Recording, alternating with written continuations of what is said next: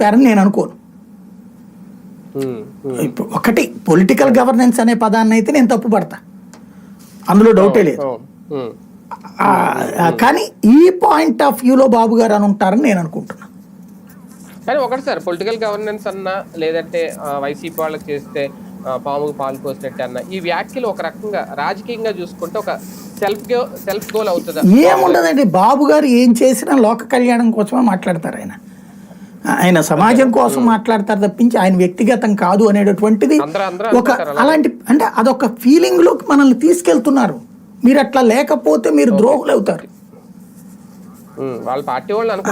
అంటే ఒకటి స్టార్టింగ్ లో అన్ని బాగుంటాయి, ఓడినప్పుడు ఇవన్నీ మళ్ళీ అది ఆ కారణంగానే మాట్లాడుకుంటాం. అప్పుడు ఇప్పుడు జగన్ అధికారంలో ఉన్నంతసేపు ఎవడన్నా మాట్లాడాడా వాళ్ళ పార్టీ వాళ్ళే సూపర్ సూపర్ సూపర్ అని చప్పట్లు కొట్టారు.